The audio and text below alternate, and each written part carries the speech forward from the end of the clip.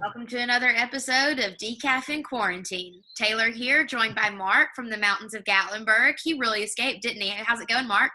It's great. Yeah, I'm in Gatlinburg. You can get basically houses here for like $50 a night. It's so cheap. I'm like, if you're gonna be quarantined, why not be in the mountains? It's beautiful out here, and I'm not gonna see anybody anyway. So other than my little buddy Sloan, it's her. I love it. I love that Sloan has become like a regular fixture in our episodes of Decaf. I know. I feel like I need to bring her to work now once we go back, just so she can be in all the episodes. I know she's like our official mascot, and I am here for it. So we're trying to, just so you know, the listeners out there, we don't want to concentrate all of our time talking about coronavirus. We know you hear a lot of that, but the first thing we want to talk about is a very cool thing that we have done at Beacon, which is policy solutions for dealing with this crisis, both healthcare and economic. We released that this week. Just some things that the government should and should not do. The government of Tennessee specifically, we're not getting in on the national level at all. Sorry if you can't hear me for that airplane that's going over. But we want to talk about the things that are going well that we need to keep doing and the things that we don't even need to try in the future. And Mark, we got a lot of good media coverage from that. Yeah, it's been good. I think it's been a very reasonable kind of middle ground solutions. I don't think we've seen a lot of those. It seems to be one or the other, like, oh, everyone should do whatever they were going to do normally. Don't worry about staying at home. Just go out and do whatever. Or people like shut everything down. Nobody should have a job.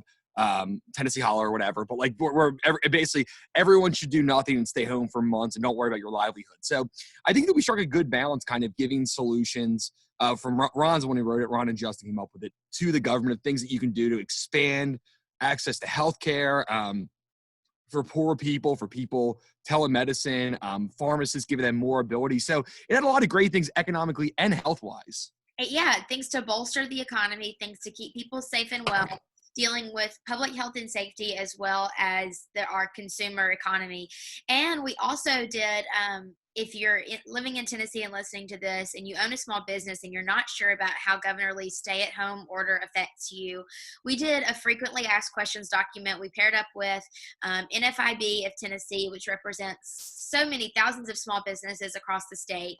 And we put together a really simple frequently asked questions document about how the stay-at-home order affects you. So if you're looking for either of those things, if that interests you, either email me, shoot us a message here on Facebook, or check that out on our website, beacontn.org.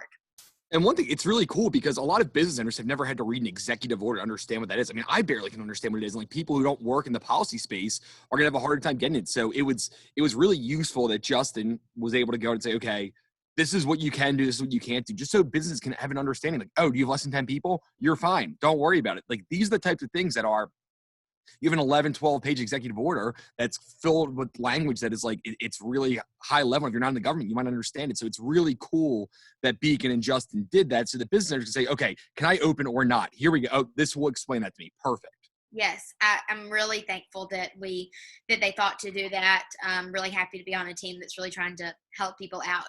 Speaking of a team, sports teams are taking a break, but not all sports teams. There is an interesting all team. Real sports teams, yeah. But well, there's a pretty cool team that's about to take to the course of Phil Mickelson and Tom Brady and Peyton Manning and Tiger Woods. Mark, what the heck is going on? Well, so it's cool. And I guess the PGA is like reviewing it right now but they announced this kind of that two people. So it would be, those two versus each other in like a charity golf match. There's no sports on television. Golf's the only sport you can really play safely at this point. And they're talking about Charles Barkley announcing it too, which would be hilarious because he's incredible. So great. And just having a sporting event to kind of keep our minds off things. It would all go to charity. It would probably be the most watched golf event ever because we literally have nothing else to watch. I mean, separately, the NBA is doing a 16-team NBA player video game tournament on ESPN. So people will even be watching that. Like we are so starved for content in sports right now that this golf tournament, if this happens, I think they're probably doing it in May. It would be incredible. You have two of the best golfers in the world, two of the most recognizable, greatest quarterbacks of all time playing together in a golf tournament. It would just be cool to watch. Yeah, my sweet mama living by herself in a small town in Alabama. I was on the phone with her the other night. She goes, Taylor, I got to go. I'm watching a tennis match, and I got to finish the end of it. And I was like, Mom, sports don't exist right now. What do you watch? She goes, oh yeah, it's the finals from 4 years ago, but I never got a chance to watch it, so now's as good a time as any. We are starving for content. What's funny is I saw that there was like some, like, I forget what it was, some soccer league in like Russia or something like that. It's some like tier 7 guys probably make $5,000 a year playing soccer. They had to stop the game because people were betting too much money on it because there's nothing else for bettors to bet on right now. So like people are betting on this like these players who are like basically me and you playing soccer, people are betting on. So they had to like shut it down. I guess it was like they're worried about being fixed because they're making like $5,000 a year. It's like if you're like, hey, fix this game for $10,000, it's like, yeah, of course I'll do that. I don't make any money. I think we're gonna have a lot of pent up aggression from like gambling addicts during this. Oh yeah. I'm sure like they're looking. I mean, I like to gamble, not that much. I'm not going to do that, but it's an interesting thing. I think that this golf tournament will be really, really great because you have 2 great golfers and you have 2 big celebrities that people like. And I will watch Charles Barkley announce anything. He's unbelievable. Like he's so funny. So it's cool. I think you'll probably start to see more things like that. I think the hot dog eating contest is coming up too. So there's a lot of real great sporting events coming up. Yeah, riveting content got going on here. A lot of other stuff. So talking about things that people are spending money on. I've already gotten 3 boxes from my online shopping today in the mail, and it is currently 11:40 a.m. and I've gotten 3 packages. Is the shipping time normal for you, or was it delayed some? It's been delayed. I have 3 more coming from Nordstrom that haven't arrived yet that I ordered last week. I don't want to talk about this problem that I have. I'm trying to spend my time. You're going to get bankrupt not for losing your job, but for your retail therapy. Retail therapy, bolstering the economy. Yeah, that's right. There you go. That's right. You're getting Nordstrom some business. Whatever you want to call it. That's the way I justify going on Uber Eats so much, is that I'm bolstering the economy. Amen. Burger Up in Nashville. I'm paying all their salaries right now. But there's an article in the Wall Street Journal this week about brick and mortar stores versus online shopping. In an earlier episode of Decaf, Mark and I talked about, this was like way back in November after Black Friday, we talked about how the Wall Street Journal had reported that for the first time ever, online shopping sales between Black Friday and Cyber Monday outweighed brick and mortar going into the store sales for the first time ever. This in 2019 that happened. Now we've got this going on, and brick and mortar stores are laying off employees because they can't go into work. People aren't going into stores. People can't go into stores, but people are still online shopping. So the question that the journal posed was, is this going to remain a trend even after the coronavirus outbreak scare is over?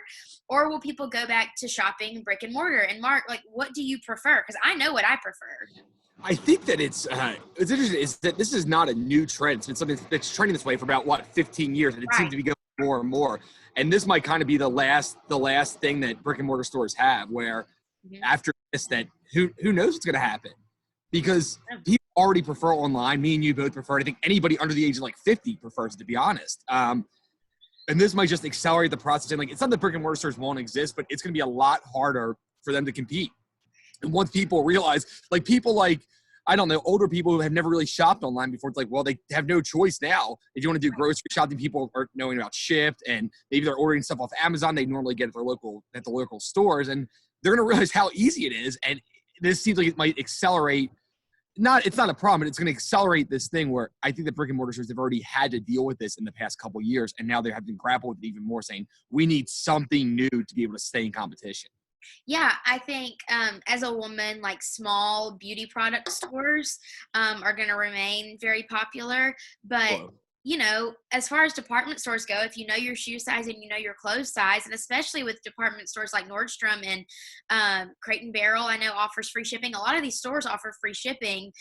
Crate and Barrel for home furnishings, Nordstrom for clothes. If you know your shoe size and you know your clothes size, and they offer free shipping and free returns, why wouldn't you shop online? But bringing up unless you actually like going in, you're saving yourself at minimum between the drive and shopping like 30-40 minutes, and that's at minimum.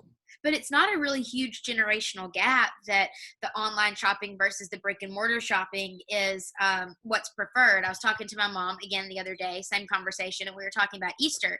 And the 3 girls in my family all give each other one kind of bigger thing for Easter. And my mom was stressed out because she can't go to a store to pick something out for my sister and I. And I was like, Mom, online shopping. This is why you have a credit card. Much easier. Amazon is very easy to use. Yeah, but she just said that she doesn't like online shopping. She's not good at it. She likes to be able to touch things and see things. Sure. And so it's not just old people that prefer going into the store that can't use the internet. My mom's job is mostly on the internet, but she prefers to go into a brick and mortar store and touch things. And I do think that it's generational because most of our lives we've online shopped, but it will be interesting to see what happens to gallerias and large shopping malls and things like that once this is over. Which, I mean, galleries and large shopping malls are already going down. I mean, there's a huge decline in shopping malls to begin with. And so is this the kiss of death, or will people miss what they didn't have during this and start to go back?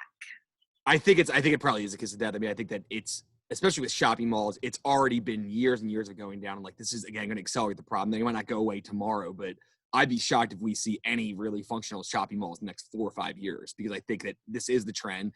And there is some stores that will stay, but like what your mom said about liking to feel. Like when I get a book, I do like to go to Barnes and Noble. I'd rather go, I sit down, I like the atmosphere, than get it on Amazon. There's some things, like if I'm getting groceries, I'd much rather not, I don't need to feel it. I can just have them delivered to my house, and that sounds great. So I think it just depends on people's preferences, and it's up to these retail stores to say, okay, how can we differentiate ourselves? How can we make it so people want to come in? It's going to take some innovation for them to stay in business, a lot of them. I agree. The one store that I will continue to go in, well, 2 stores, Sam's Club and Costco, because you can't get free samples on an app. Hey, it's that far away. We'll see how long it takes. That's all I'm saying. Speaking of eating, Mark and I want to finish our episodes while we're in quarantine with a what are we watching, what are we listening to, and I wanted to say what we're eating. Yeah, that's more of your thing, what new things you're eating, but yeah, that is good. But there is this one thing that is keeping me sane. I went to Trader Joe's, and they have these amazing Parmesan pigs in a blanket. They're frozen. Ooh. They're so Wait, good. real quick. When you say pigs in a blanket, this is always an argument I've had. Do you mean sausage and pancake, or do you mean little hot dogs in like, crescent roll? But hot dogs are sausage. Sausage. So it's little sausages Okay. wrapped in crescent pastry with Parmesan cheese on top, and you bake them for 18 minutes. And it's like the easiest thing because, you know, delicious. with our work schedule right now, we're home, but we have Zoom conference and all these different things, and I just pop them in the oven. Don't have to prepare anything. Anyway, if you're looking for something to feed your kids or feed yourself, if you are a big kid like we are, go to Trader Joe's. Do yourself a favor and go to Trader Joe's and get some of those. That sounds delicious. Yeah, I really like the ones that are like the maple syrup, like pancake batter around sausages. So it's like there are different kinds of pigs in a blanket. I'll tell you what I just did. I just tried, which is a little bit healthier than your version, but I just tried asparagus for the first time since I've been like in 8th grade last night, and it was really good. There was garlic on it, and Kira, my girlfriend, made it so well, and it's like it was so delicious. And I might like asparagus more than I thought. I thought it was gross. I know it makes your pee smell, but I liked it. Some things we don't need to know, but yeah. Well, no, that's not my pee. Other people's pee. I just know that's a fact. Asparagus is delicious. I'm going to try it now. I thought it was gross, so now I'm okay with it. Good for you for eating something green. Mark orders his fajitas at Mexican restaurants without the peppers and onions. He does not eat vegetables. Yeah, they're basically just steak pieces. Jeez. Okay, let's get back to what we wanted to talk about this segment. We talked about what we're eating. Mark, what are you listening to right now? I'm listening to this podcast called Up and Vanished. We listened to it on the way up on this trip, and you have already listened to the full thing. I'm only about 12 episodes through it. It's kind of like Serial, but it's really cool because the guy's not great at the podcast, but it's cool because it's real-time investigation of this murder, and they actually find the murderer, which I just found out about halfway through. So it's not like Serial or Making a Murderer, which I'm also watching again, where it's planned. They know all the things and they kind of put it together. It's like every week, so like they go on these leads that sound interesting but don't mean anything. They don't lead to anything, and they're not even relevant to the story because it's on a weekly basis. So it's kind of cool to see one of those podcasts that's following an unsolved murder but on a weekly basis. So I really like that. I don't love the guy who does it. He's no Sarah Koenig, but I mean, whatever. It's fine and it's interesting. It's this murder in Georgia, and you've watched it or you've listened to it. It is really enthralling. So Up and Vanished, I think it's on iTunes and all the podcasting. Yeah, it's really good. There's a lot of twists. They pick up a legit cold case from the 90s of a girl. I thought it was more it's one of the more engaging and hooking ones just because I am a girl from a small town in the South, and it could be any of us. So it was really scary, but also really cool to see this guy come in and just by essentially crowdsourcing information was able to solve this girl's murder or disappearance from years and years and years and years ago. So that was awesome. By the way, does anybody like Nancy Grace? She's the worst. She's the worst. Nancy Grace is the worst person on television. I don't think she's on television anymore, but she's awful. She's on this podcast. I'm like, I can't deal with her talking. She's awful. And she's like the first time she hears, oh, that person was somewhat close, like they did it. I already know the decision. Like, let's not even look into her anymore. She is just awful. I'm sorry. Like, she was on this podcast and did a 15-minute interview, which is basically just her bragging about how smart she is and not even talking about the case. But she just annoys me to no end. She was terrible. Yeah. So what are you listening to or watching? I'm done. Like, I'm so mad at Grace right now. So I recently got hooked on Survivor. I got all access. Oh God! So you've been watching? It's also on Hulu. Well, I watched like season 8. Like, I'm like really going back. Like, I'm glad that you said that. I was about watching again season 2. So I watched season 1 with my family, and I was a big Rudy fan. I don't know if you watched season 1. That's when Richard is amazing. He's great, right? So I only watched that with my family. I kind of stopped off. There's like 19 seasons on Hulu. I'm like, I might start watching. I'm glad. So it holds up well. Oh, there are 40 seasons. They're currently filming season 40, and I've been jumping around some of the best ones while also keeping up with this season that's currently going on. I am so hooked. I mean, I barely leave my house except to go on walks, and I do literally nothing else but work, drink margaritas, and watch Survivor. God, that's incredible. I'm glad that you said that. I've been thinking about that, and Jeff Probst was the man. Is he still on it? Oh yeah, he's doing great. He's so 41. What other show has lasted 41 seasons? Seriously, is that the longest? I know it's not the longest running show in terms of time, but what other show is even like The Simpsons? I think it's only like 25 seasons, like 41 seasons. I know. It is wild. So if you have a lot of time to spare, which I know we all do, get on that Survivor. Also on Hulu, Little Fires Everywhere. It's a Hulu original show based on a book.